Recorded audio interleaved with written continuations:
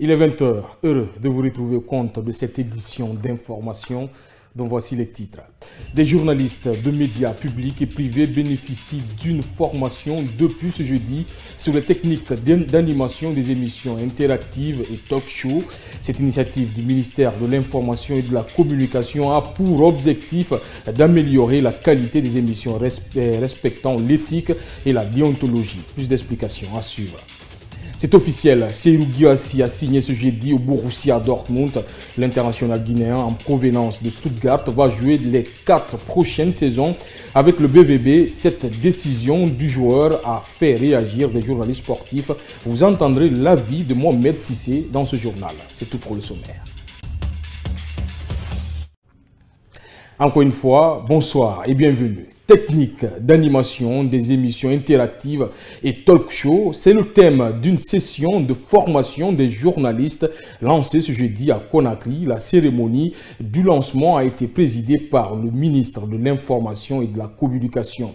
Plusieurs journalistes de médias publics et privés devront être outillés sur les techniques en la matière pour améliorer la qualité des émissions respectant l'éthique et la déontologie. Amara Bangoura. C'est le ministère de l'Information et de la Communication qui abrite la formation d'une vingtaine de journalistes, animateurs d'émissions. L'objectif est de renforcer des capacités d'hommes de médias publics et privés en technique d'animation des émissions interactives et de talk-show. Le thème de cette session de formation est révélateur de l'importance des échanges qui vont ponctuer ces 2 jours de formation. Il s'agit des techniques d'animation des talk-shows et des émissions interactives. 2 formes d'expression professionnelle qui suscitent un intérêt grandissant au sein de l'opinion et qui nécessitent impérativement une préparation professionnelle pour leur animation. Car, ne l'oublions pas, n'est pas animateur d'émissions interactives ou talk-show qui le veut, mais qui le peut. La formation a l'avantage non seulement de prévenir le dérapage, mais aussi de protéger contre d'éventuelles poursuites. Le cas de la Guinée est un bel exemple pour se rendre compte de la qualité des débats dans les émissions. Dans ce rendez-vous, plusieurs modules seront abordés par des experts, améliorer la qualité de l'exercice. Nous avons essayé justement d'abord de faire poser la problématique des émissions interactives et des talk-shows. Ensuite, nous allons essayer de montrer la différence, parce que beaucoup ne comprennent pas qu'il y a une différence entre une émission interactive et un talk show. Ensuite, nous allons essayer de voir quels sont les interdits, quelles sont les relations avec l'éthique et la déontologie, n'est-ce pas, du métier dans la pratique et dans l'exercice justement du journalisme, en tout cas animateur,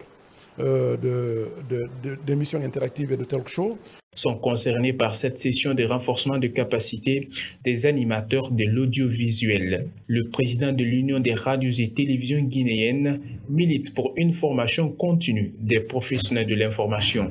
Nous sommes reconnaissants et nous savons que la connaissance, comme je le disais, nous permet d'avoir les éléments nécessaires en tant qu'employés pour se parfaire, mais aussi aller vers les montagnes de la connaissance.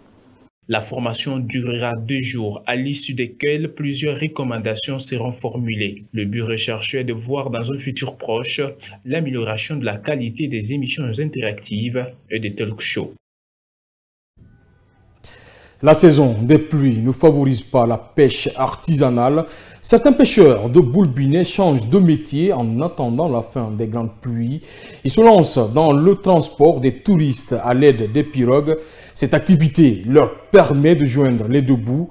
Mamotanouba et Lansana Fofana sont allés à leur rencontre. Suivez. Ils sont pêcheurs artisanaux en temps normal, mais se transforment en piroguiers lorsque les poissons se font rares ou que les touristes sollicitent leurs services pour le transport. Al-Seniba et Sadjouma Diallo font la traversée en longueur de journée entre le port de Boulbinet et les îles de Los. Le jeune Al-Seni gagne bien sa vie en faisant ce travail. Je profite bien de cette activité. C'est à travers les différentes traversées dans cette pirogue que je nourris ma famille. J'ai bâti ma maison, épousé ma femme et ouvert une boutique pour elle dans l'argent que j'ai gagné honnêtement dans mon travail de piroguier. Sadiouma Diallo, coéquipier d'Alseniba, est un insulaire. Il demande aux autres jeunes de ne pas rester les bras croisés.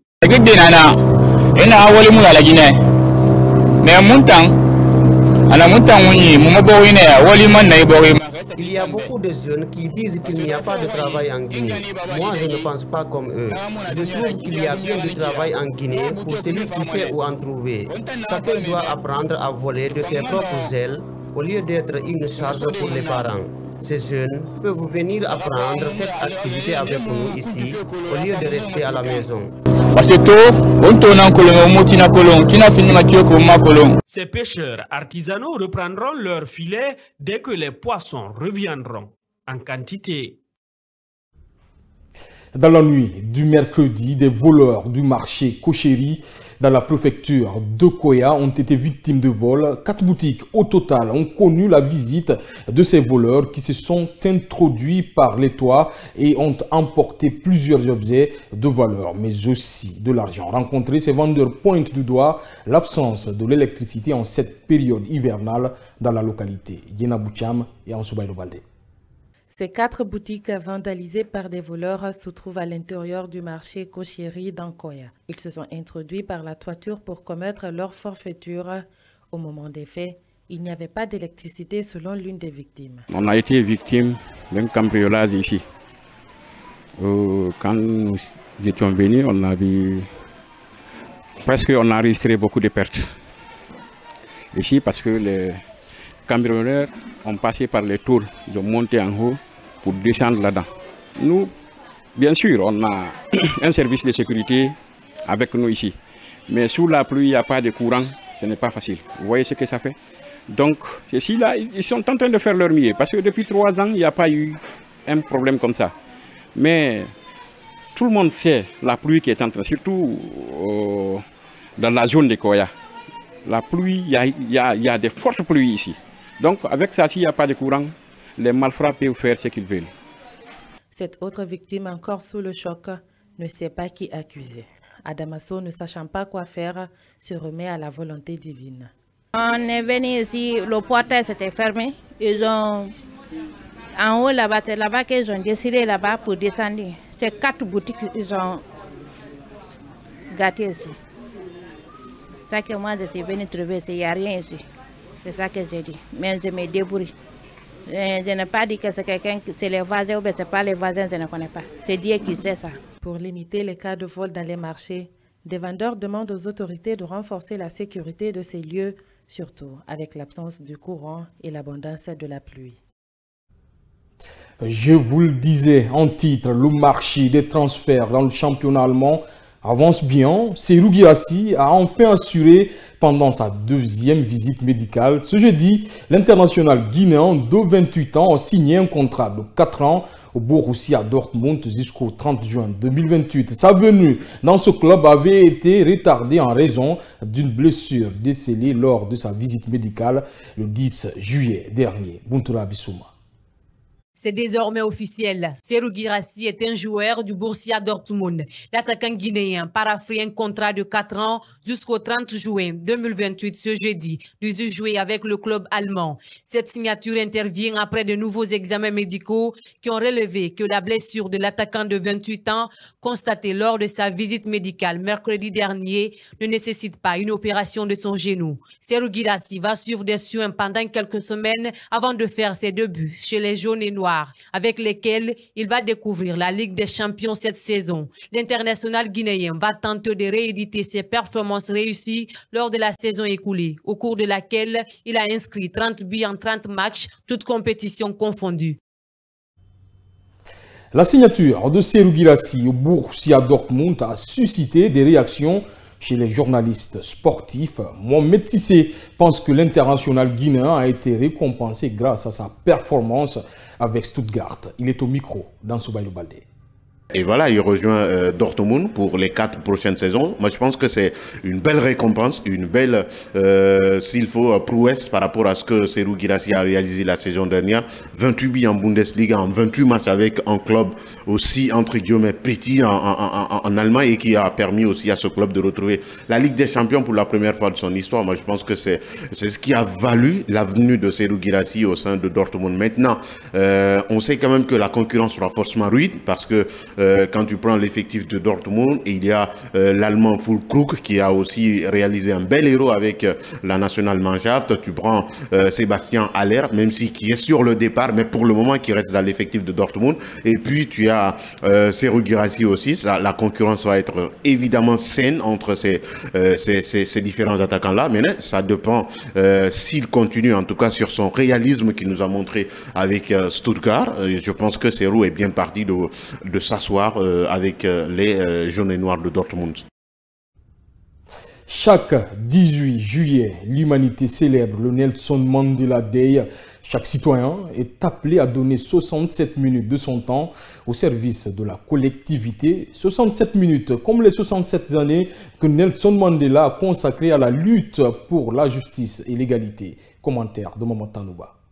La journée Mandela est une célébration mondiale annuelle qui a lieu le 18 juillet pour honorer la vie et l'héritage de Nelson Mandela. Cette journée est un appel à l'action pour les individus, les communautés et les organisations à prendre le temps de réfléchir aux valeurs et aux principes de Nelson Mandela et d'avoir un impact positif dans leur propre communauté. Pendant 67 ans, Nelson Mandela a mis sa vie au service de l'humanité en tant qu'avocat spécialiste des droits de l'homme, prisonnier de conscience, architecte international de la paix et premier président démocratiquement élu d'une Afrique du Sud libre. Né en 1918 en Afrique du Sud, Nelson Mandela a été emprisonné de 1962 à 1990 pour ses idéaux et sa lutte contre le régime de l'apartheid en Afrique du Sud. En 1993, il reçoit le prix Nobel de la paix. Une année plus tard, il devient le premier président noir qui a dirigé l'Afrique du Sud